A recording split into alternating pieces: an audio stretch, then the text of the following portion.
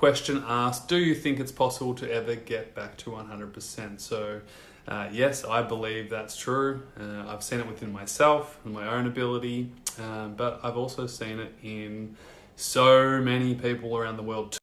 So I guess the question that you've got to ask yourself is, what do you believe? Because if you believe that it's not possible, then it's very likely that you're not going to reach that far. You're not going to look for it. You're not going to seek that distance. And also, everyone's got a different idea of what recovery looks like. And so some people just want to manage where they're at. Other people want to grow and progress.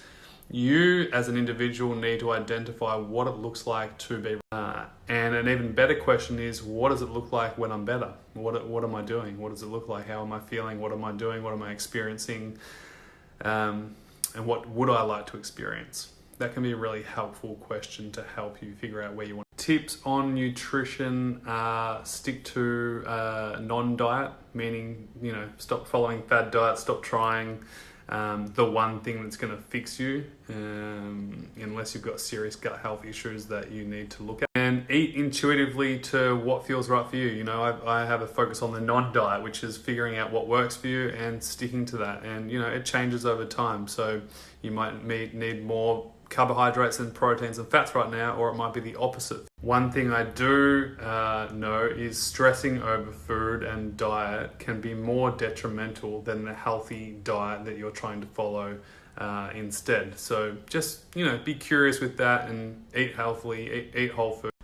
Do the best you can, but don't actually stress about it as well, because we know that stress can cause more issues than the actual thought of the stress itself, if that makes sense. So do your best. And just quickly, the reason why I mention the stress thing is because if you're stressing about your food all the time, that's actually impacting your digestive system just as much as the problem that you've already got. So when you eat from a place of relaxation and calm, usually you feel good. Zoe asked, now that you've recovered from CFS, do you ever reflect on the times you couldn't get out of bed? That's an interesting question. No, I don't. I mean, it's been like 15 years anyway. And I think after a while, you don't really need to go back there. You don't need to keep focusing on what was. And when you recover as well, then you're dealing with life. You're still dealing with stuff. You're still doing life. And so so no, I don't really reflect back too much on all the bad times.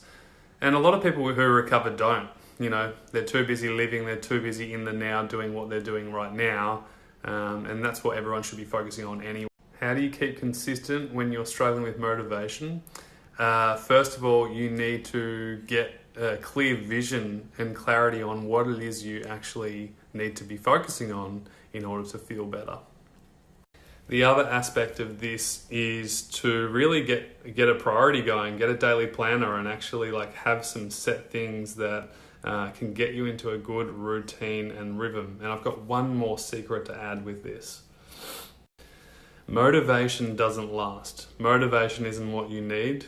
Purpose and clarity is what you need. Vision, because ebbs and flows are going to come. Life is going to come. Motivation is going to go. But purpose and clarity and vision will help you get through those hard times. And like I said, once you have clarity, you kind of have a path to follow. Even if you get beaten off the track, you can at least get back on it and get back on the horse and start doing what works for you. In order to start to make progress again. So don't worry about motivation. Do what works for you. Get clear on what it is you need, and then maybe get help around that.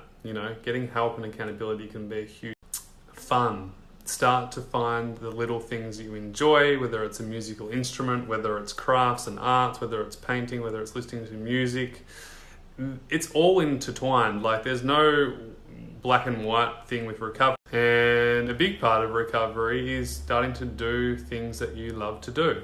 And that's actually one part of it. And so it's important that you implement that. And sometimes this boring stuff is actually part of just doing life, right? having little projects to work on too can be really good too. So having like a vision board that you start to cut out pictures and words and things like that nature to help you stay focused and on point and on purpose can be really fun. And this might sound crazy, but another thing you can do is help someone else. Ask someone else how they're going and focus on helping other people if you're at the capability and capacity to do that, even if it's a small gesture. Take the focus off you and onto someone else, because when you do that, you create connection and you ultimately feel better even if you feel like crap, if that makes sense. Do you still have some CFS symptoms, or are you 100% recovered? So I do not have chronic fatigue syndrome. I wouldn't classify under the umbrella of chronic fatigue syndrome anymore, and I'll tell you. So I don't have any symptoms. I haven't had symptoms for 10 years now, or even a bit longer than that. So, like the swollen glands and the sore throat and, achy leg muscles and dizziness and all that. So yeah, no swollen gland, no sore throat, no, fatigued for days or anything like that, or bedridden. Just the normal life stuff. Still get a cold, still get a flu, food poisoning, which was, I'm a human, so I still get tired, but I get good tired, and it's really important to differentiate between the two. There's normal tired and there's CFS tired, and they're totally different. So I hope that helps. Also, I just want to touch on one thing about this whole 100% recovered and things like that. When I was going through chronic fatigue syndrome, this is way before there was any help out there. This was before there was YouTube. So, in a way, I just had to focus on myself. And so I never measured it by percentages. And I think it's very limiting when you do that. I also never counted the years of how long I struggled for. Like, that was just again, not in my focus. It wasn't important to me. What was important was just making an improvement from where I was to where I wanted to be. And if that was 5% or 10%, that's all that mattered. And so this is just a reminder to all of you guys, stop measuring where you're at. Stop putting a number on how you feel, because it changes day to day, and who knows what it could be in a year's time, or even 3 months' time, or 6 months' time. Let's ask the question: what's going to help me feel limitless? What's going to help me feel, moving towards what I want and where I want to go? Sometimes it's important to know where you're at on a scale, that's fine. And, even I ask people before they join my program, where are you on a scale of 1 to 10, just so I can get an idea of what I can help you with. Because we need to get clear on that. If you're a 3, then we won't be, even looking at doing exercise stuff and all that. We'll be looking at building your baseline and getting a healthy routine and structure. But if you're a 6 and you're doing all right, well then, let's look at, strength and stamina and reconditioning your body appropriately. And so everyone's different, right? But, self-gauge sometimes and see where you're at. But, again, paint the picture and the vision of what it is it looks like for recovery, rather than going, got to be 100% or got to be, I'm at 95% or whatever. Just focus on living life. That's, at the end of the day, that's the end goal. I think numbers and all that kind of jazz just puts more stress on, limits you from enjoying the moment now. And what if, this is the crazy part, right? Let's say you're at 50%, because that's what you're saying you are. And, 100% is just so out of reach. It's not where you're at, where you don't want to be at. You're going, I'm not 100% recovered yet. And the problem with that is you think that you'll be happy when you get to 100% recovery. And so in the meantime, for this whole 50%, you're not going to be happy, because you've already told yourself that you won't be happy life won't be good until you get 100%. What if you didn't believe that and have that thought, and, life was good now at 50%? See the difference? I go further into this in the online recovery program, but that can be a huge shift for you if you apply it. So just look at your mindset, and this is the thing with mind.